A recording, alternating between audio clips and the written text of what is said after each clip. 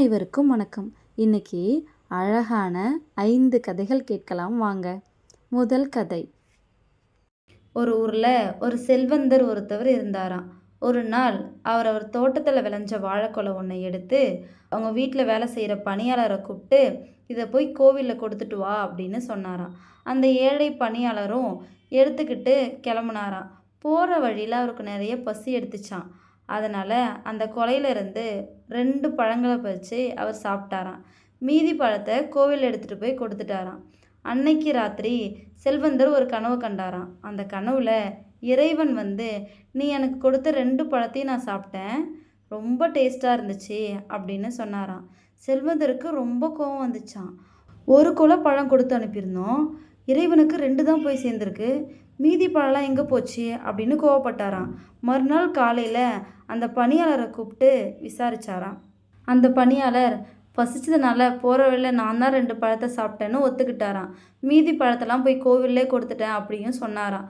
செல்வந்தருக்கு அப்போ தான் புரிஞ்சுதான், அந்த ஏழை சாப்பிட்ட 2 பழம் மட்டும்தான் இறைவனுக்கு போய் சேர்ந்துருக்கு அப்படின்னு. இதோட இந்த கதை முடிஞ்சிச்சு. இந்த கதை நமக்கு என்ன சொல்லுது அப்படின்னா, ஏழையின் சிரிப்பில் இறைவனை காண்போம். கதை 2. ஒரு முறை ஒரு கால் வந்து இறைவன்கிட்ட போய் முறையிட்டுச்சான். நானும் புல்லாங்குழலும் காற்றை தான் மையமாக வச்சு இயங்குறோம். புல்லாங்குழலை எல்லாரும் உதட்டோட வச்சு கொஞ்சுறாங்க, என்னை மட்டும் எட்டி எட்டி உதைக்கிறாங்க. இறைவா, உன்னோட படைப்பில் ஏன் இத்தனை பாகுபாடு அப்படின்னு கால் வந்து கேட்டுச்சான். அதுக்கு இறைவன் சொன்னாராம், நீ சொல்கிறது உண்மைதான், நீங்கள் 2 பேரும் காற்றை அடிப்படையாக வச்சு தான் இயங்குறீங்க. ஆனால் புல்லாங்குழல் தான் உள்வாங்கிற காற்றை அழகிய இசையாக உடனே பிறருக்கு கொடுத்துருது. ஆனால் நீ உள்வாங்கிற காற்றை யாருக்கும் கொடுக்காம உள்ளுக்குள்ளேயே வச்சுக்கிற. அதனால தான் உன்னை எல்லாரும் எட்டி எட்டி உதைக்கிறாங்க அப்படின்னு சொன்னாராம். கதை 3. வாத்தியார் ஒருத்தவர் வகுப்பறைக்குள்ளே வந்தாராம். வந்து டேபிள் மேலே இருந்த கண்ணாடி டம்ளரை எடுத்து, இது எவ்வளோ வெயிட் இருக்கும் அப்படின்னு மாணவர்கள்கிட்ட கேட்டாராம். மாணவர்கள் எல்லாம் 100 கிராம் 50 கிராம்னு ஆளுக்கு ஒரு பதிலை சொன்னாங்களாம். உடனே வாத்தியார், இதோட சரியான எடை எனக்கும் தெரியாது, ஆனால் என்னோட கேள்வி அது இல்லை, இதை அப்படியே என் கையில் பிடிச்சிட்டே இருந்தேன்னா என்ன ஆகும் அப்படின்னு கேட்டாராம். அதுக்கு ஸ்டூடெண்ட்ஸ்லாம், ஒன்றுமே ஆகாது சார் அப்படின்னு சொன்னாங்களாம். சரி, 1 மணி நேரம் இப்படியே பிடிச்சிட்டு இருந்தேன்னா அப்படின்னு கேட்டாராம். உங்கள் கை ரொம்ப வலிக்கும் சார் அப்படின்னு ஸ்டூடெண்ட்ஸ் சொன்னாங்களாம். 1 நாள் முழுக்க இப்படியே வச்சுட்டு இருந்தேன்னா அப்படின்னு கேட்டாராம்.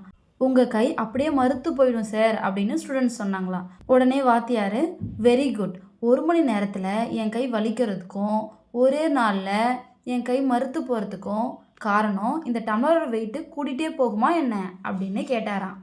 அதுக்கு ஸ்டூடெண்ட்ஸ்லாம், இல்லை சார் அப்படின்னு சொன்னாங்களாம். எனக்கு கை வலிக்காமல் மறுத்து போகாமல் இருக்கணும்னா நான் என்ன பண்ணணும் அப்படின்னு வாத்தியார் கேட்டாராம். அதுக்கு ஸ்டூடெண்ட்ஸ்லாம், டம்ளரை உடனே கீழே வச்சிடணும் சார் அப்படின்னு கத்துனாங்களாம். உடனே வாத்தியார், கரெக்டாக சொன்னீங்க, இந்த கிளாஸ் மாதிரி தான் நம்மளுடைய பிரச்சனையும். ஒரு பிரச்சனை நமக்கு வந்துச்சுன்னா அதை அப்படியே மண்டைக்குள்ளே ஏற்றி 1 மணி நேரம் வச்சுருந்தோன்னா நம்மளுடைய தலை வலிக்க ஆரம்பிச்சிடும்.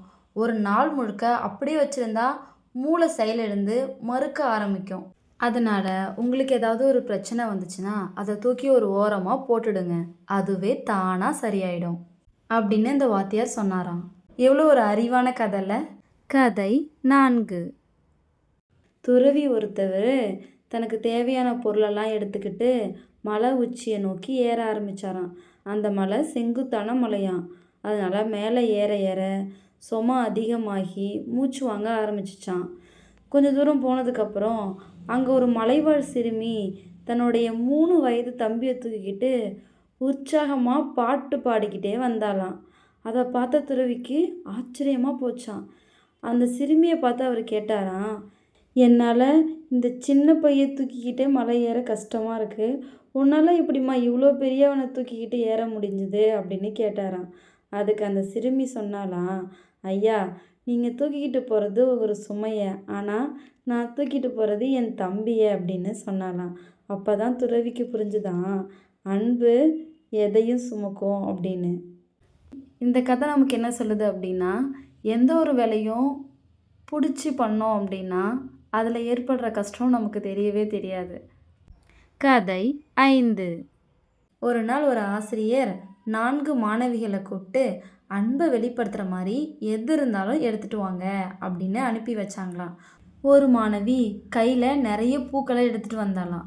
இன்னொரு மாணவி வண்ணத்து பூச்சிங்களை பிடிச்சிட்டு வந்தாலாம். மற்றொரு மாணவி ஒரு குட்டி பறவை ஒன்று எடுத்துகிட்டு வந்தாலாம். முதல்ல கிளம்பி போன மாணவி கடைசியில் வெறுங்கையோடு வந்தாலாம். ஆசிரியர் அவளை பார்த்து, நீ எதுவும் எடுத்துகிட்டு வரலையா அப்படின்னு கேட்டாங்களாம். அதுக்கு அந்த மாணவி, நானும் நிறைய மலர்களை பார்த்தேன், ரொம்ப அழகாக இருந்துச்சு, சரி செடியிலே இருக்கட்டும் அப்படின்னு விட்டுட்டேன். அடுத்து வண்ணத்து பூச்சியை பார்த்தேன், ரொம்ப அழகாக சுதந்திரமாக பறந்துட்டு இருந்துச்சு, அதை பிடிச்சிட்டு வர எனக்கு மனசே வரல. அடுத்து குட்டி பறவையை பார்த்தேன், தாய் பறவை வந்து தேடுமேன்னு அதையும் விட்டுட்டு வந்துட்டேன் அப்படின்னு சொன்னாலாம். அந்த ஆசிரியை அந்த மாணவியை நினச்சி ரொம்ப சந்தோஷப்பட்டாங்களாம். அன்புனா இதுதான் அப்படின்னு எல்லா மாணவர்கள்கிட்டையும் சொன்னாங்களாம். இதோட இந்த கதை முடிஞ்சிருச்சு. இந்த கதை நமக்கு என்ன சொல்லுது அப்படின்னா, உங்களால் உலகத்துக்கு எதையாவது இலவசமாக கொடுக்க முடியும்னா அன்பை கொடுங்க. ஏன்னா இந்த உலகம் அன்புக்காக தான் இயங்கி இருக்கு. இந்த 5 கதைகளும் உங்களுக்கு ரொம்ப பிடிச்சிருக்குன்னு நம்புகிறேன். நம்ம சேனலில் தினமும் ஈவினிங் 5 மணிக்கு புது புது கதைகள் சொல்லிக்கிட்டு இருக்கோம். இன்னொரு அழகான கதையில் நாளை மாலை 5 மணிக்கு சந்திப்போம். நன்றி.